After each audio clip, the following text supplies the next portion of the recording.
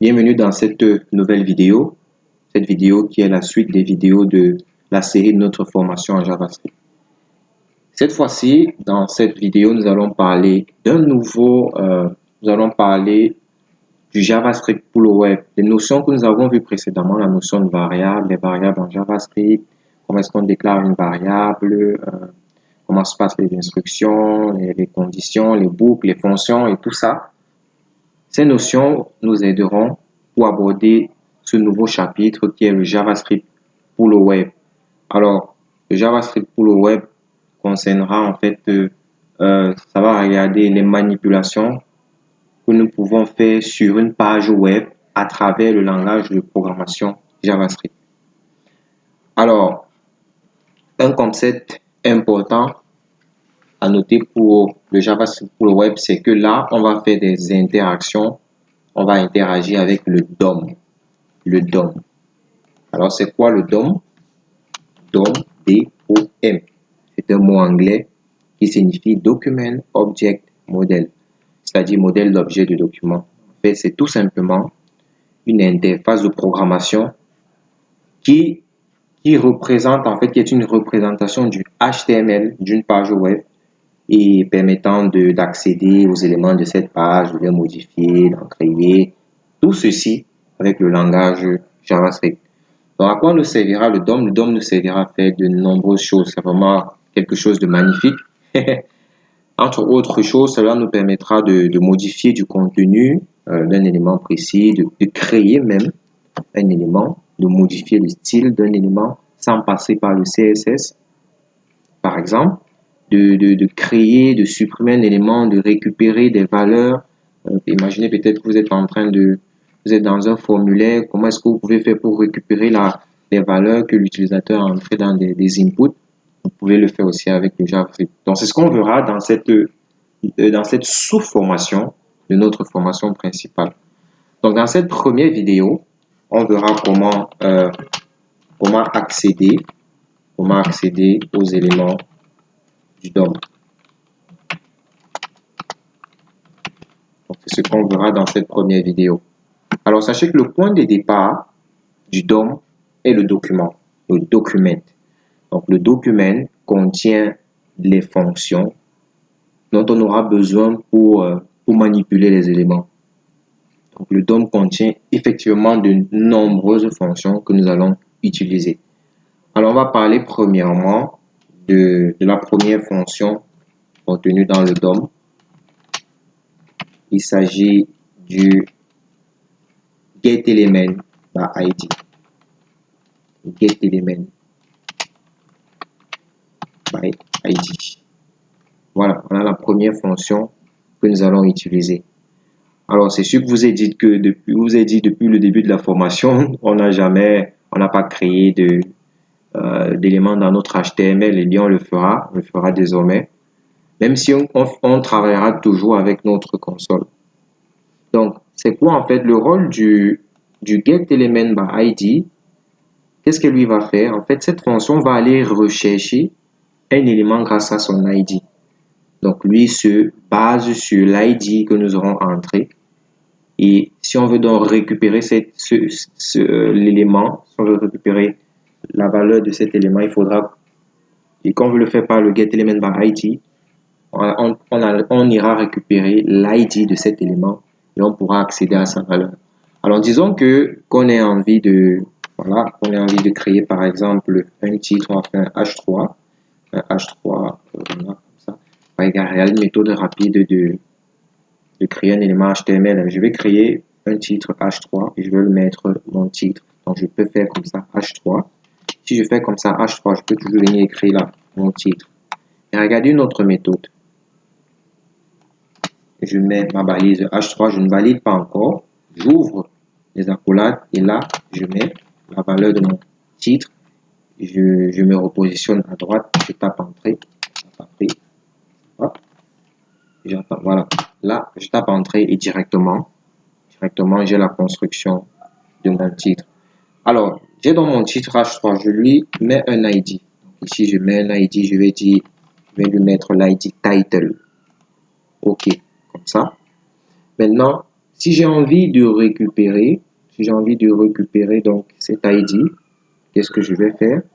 Pardon, si j'ai envie de récupérer la valeur de mon H3, c'est-à-dire mon titre, qu'est-ce que je fais ici pour montrer comment est-ce qu'on utilise le getElementById? Disons que je vais déclarer ici une variable title, une constante plutôt, constante title. Je vais donc dire que pour le prendre, j'appelle le document, je mets le point, un peu comme les objets, je mets le point, ensuite j'écris mon getElementById, ça me le propose là, et je lui précise ici, comme paramètre, je peux mettre, voilà, je mets des codes, je lui dis que va me récupérer la valeur de mon élément HTML qui a pour ID title. Vous voyez, parce que dans mon HTML, j'ai donné l'ID title à mon H3.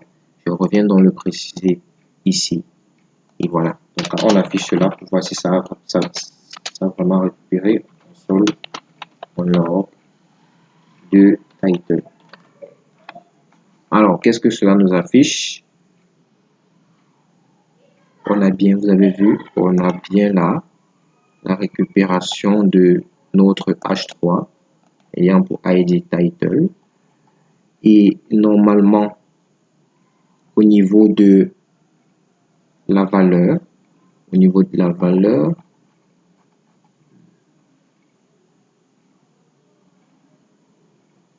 voilà, c'est à ce niveau, test content, on a bien sa valeur récupérée ici, qui est mon titre. Voilà, donc on a bien récupéré la valeur de notre H3 à travers le getElementById. On l'a fait en récupérant l'ID de l'élément HTML. Alors, il existe aussi une autre méthode, d'autres méthodes pour accéder aux éléments. C'est la méthode dont on va parler actuellement, c'est le getElement, avec un S by className. Très bien, comme ceci. Donc lui, qu'est-ce qu'il fait? Il récupère toujours la valeur d'un élément. Il récupère en fait un élément HTML qui contient la classe qu'on lui aura envoyée en paramètre. Voilà. Donc, on peut vite faire créer, on va créer un paragraphe, un petit paragraphe P, on va dire, voilà notre paragraphe, comme ceci. Sauf qu'on va lui donner une classe. Je vais vous montrer une autre méthode pour écrire directement un élément HTML avec sa valeur et ensuite en lui ajoutant la classe. Donc, qu'est-ce que je fais ici? Je mets P, ensuite je mets le point et je vais dire point description. Voilà. Lorsque j'ai fait, j'ouvre mes accolades, je mets la description que j'avais mis précédemment. Voilà la description. Comme ceci. Et j'entre. Vous voyez que directement, il m'a créé la classe. Il a ajouté la classe à mon élément. Je pouvais le faire aussi pour le H3. J'ai oublié de vous le montrer avec l'ID. Ici, je pouvais faire H3. Pour l'ID, au lieu de mettre le point, on met plutôt le dièse comme ceci. Ici, je mets title. Et là, je mets mon titre. Je me positionne à droite et je valide. Là, ça aurait marché. Très bien.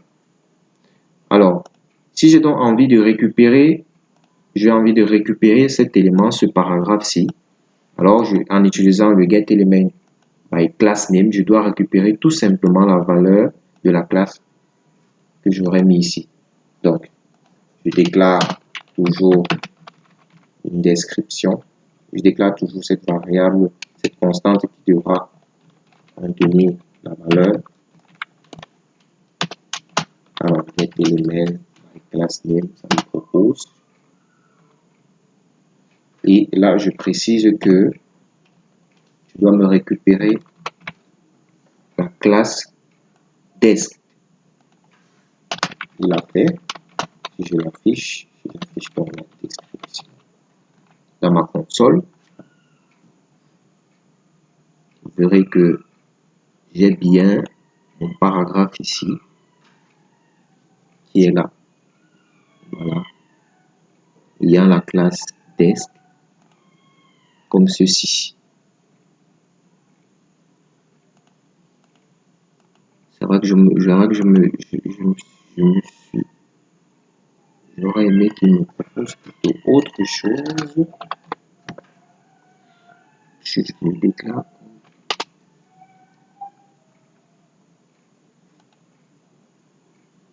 de type.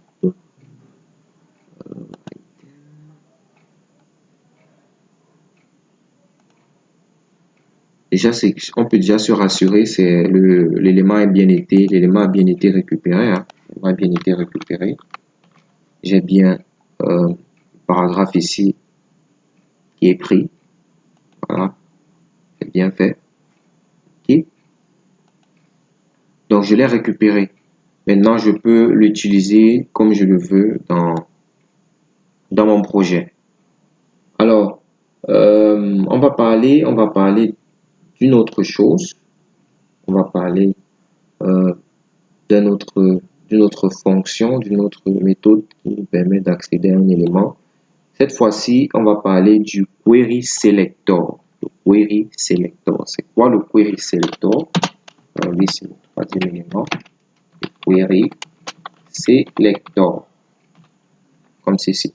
Donc, le query selector, en fait, il trouve un élément en utilisant directement le sélecteur. Donc, il va rechercher l'élément sans plus passer, cette fois-ci, par il ne passe plus par, je sais pas, par un ID ou par une classe. Il passe directement par le sélecteur. Le sélecteur, c'est l'élément HTML. Il passe directement par là et voilà. Donc, pour vous expliquer cela, ça veut dire que je peux toujours récupérer. Là, je vais commenter le titre du haut là. Je vais le réutiliser. Je commente comme ceci. Alors, je vais réutiliser, je vais récupérer mon title. Alors, ce que je fais, c'est toujours mot-clé document.query selector. Alors, lui, ce que je fais, c'est que comme on l'a dit, le query selector, lui, il récupère directement le sélecteur. Comme vous l'avez vu dans la description du query selector, il attend un selector, voilà, qui est une key of HTML element. Donc, c'est directement un élément du HTML.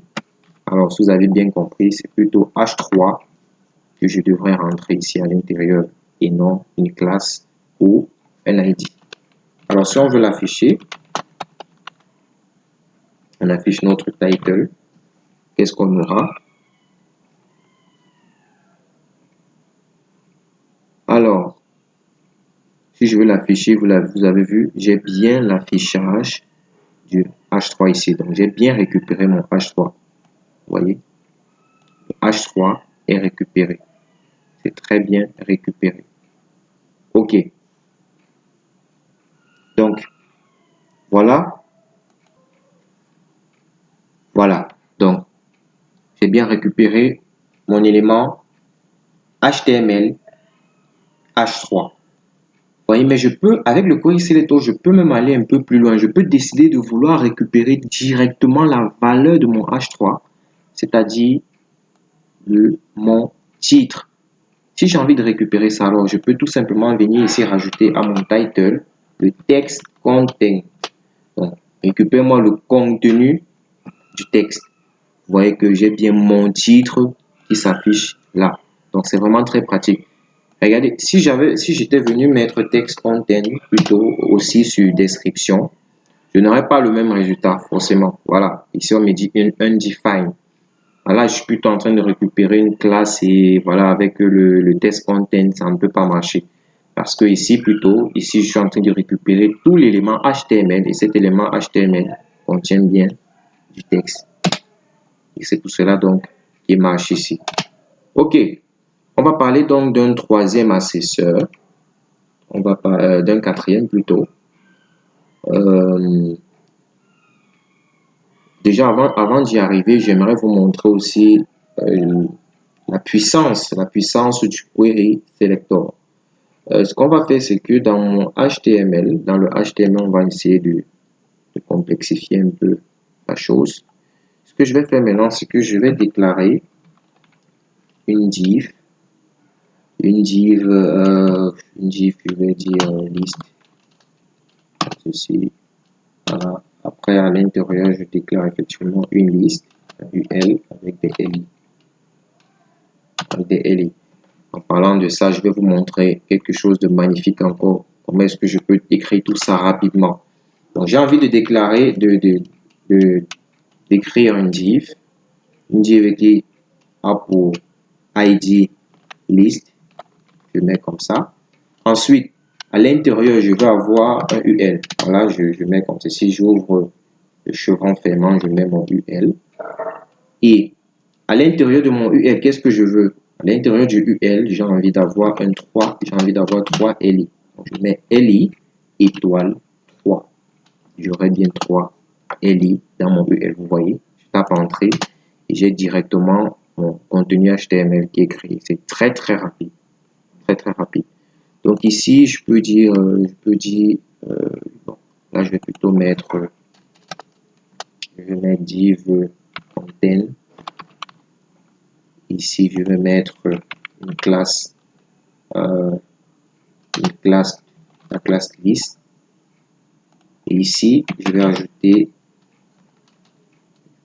pour l'écrire directement sur, je vais écrire sur les 3 lignes au même moment. Ce que je fais, c'est que comme le curseur est directement sur le premier LI, je le place sur le deuxième LI, j'appuie et je maintiens la touche Alt, voilà. Donc, je pourrais écrire directement sur les 3. Je vais écrire donc item, 3 items, et à l'intérieur, on va le mot-clé item. OK. Là, je vais dire item 1. Ensuite, je vais dire item 2. Ensuite, item 3. Comme ceci. Voilà, on a juste un peu. OK. Alors, nous sommes toujours sur le Query Selector pour vous montrer que le Query Selector est vraiment puissant parce que c'est une méthode plus complexe qui permet de faire une recherche dans le DOM en mélangeant plusieurs procédés. Il peut gérer la chose ainsi. Alors, disons que j'ai envie de venir récupérer le LI. Et on remarque bien que le LI est contenu dans le UL, qui lui-même est contenu dans une div. Bon, déjà, avant de dire, je vais mettre ici item 1, parce que si je laisse les 3 items, ça peut déranger. On va revenir dessus. Donc, j'ai envie donc de récupérer ce premier L ici, ayant la classe item 1, qui est contenu dans le UL et dans la div. Alors, qu'est-ce que je peux faire donc ici?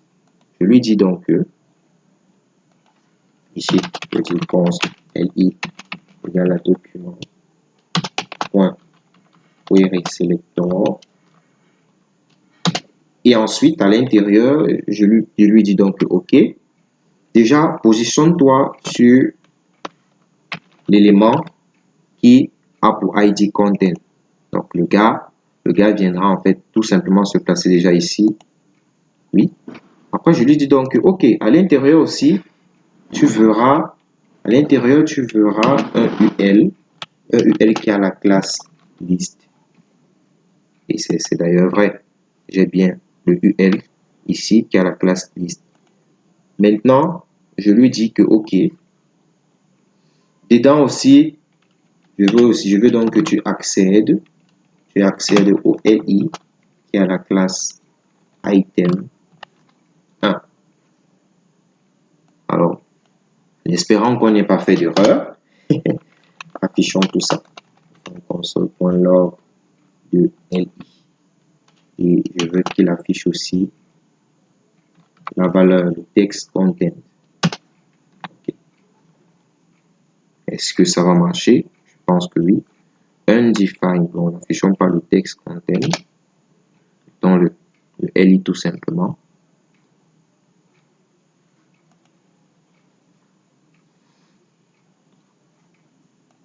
Serveur bugué, on va relancer tout ça. Alors, on a réussi. Vous avez vu que il est venu directement récupérer mon LI en question. Le LI qui est la classe item 1. Vous vous souvenez qu'il y a deux autres LI qui ont la classe item tout simplement, mais il est venu prendre exactement ce qu'on lui a demandé de prendre. Vous voyez que le query selector est vraiment puissant, n'est-ce pas? C'est vraiment un accesseur très puissant. Et là, j'ai le item 1, la valeur du LI. Je pourrais aussi récupérer de l'autre côté. Très bien. Alors maintenant, parlons on va dire du frère du query selector qui s'appelle le query selector all. Donc on va revenir sur notre, on va remettre item comme ceci. Voilà, pour vous parler du query selector all. Comme son nom l'indique, lui récupère tous les éléments. Query selector all.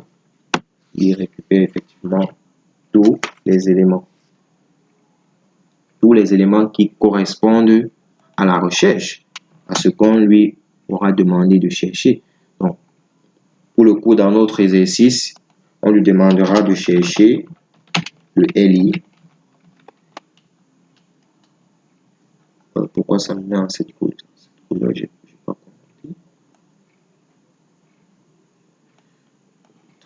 C'est très étrange.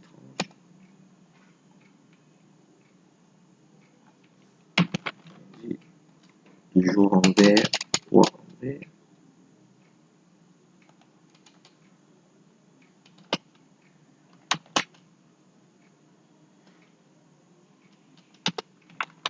Ok, donc const LI égale à document. Donc, query selector all, cette fois-ci, all, récupère-moi tous les LI, tout simplement. Alors, je vais récupérer donc tous les LI et affichons-le pour voir si tout s'est bien passé. Est-ce que ça a marché? Toute évidence, non. Je relance le serveur.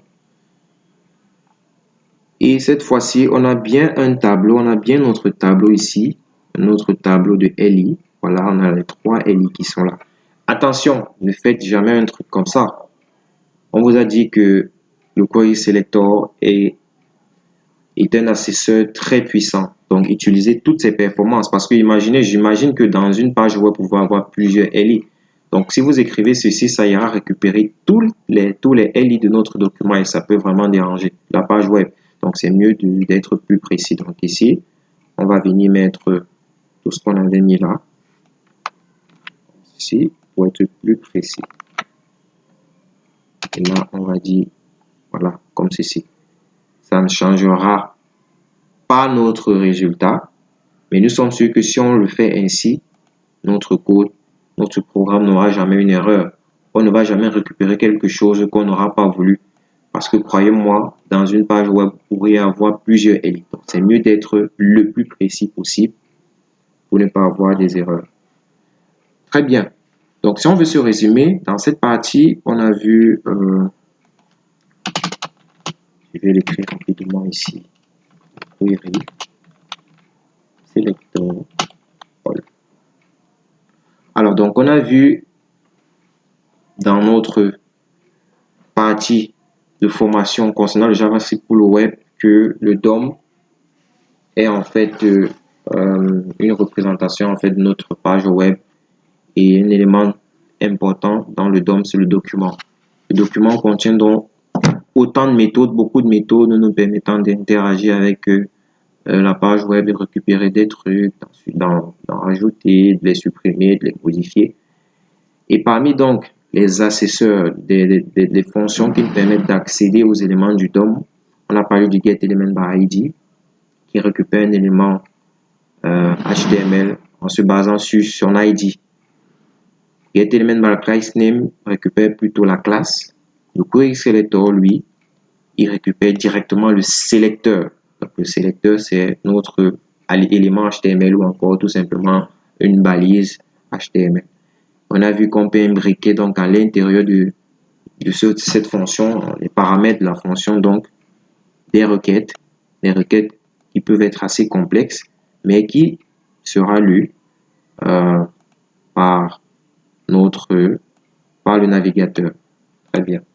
Donc, dans la prochaine vidéo, on verra donc un autre concept, la suite de notre formation en JavaScript.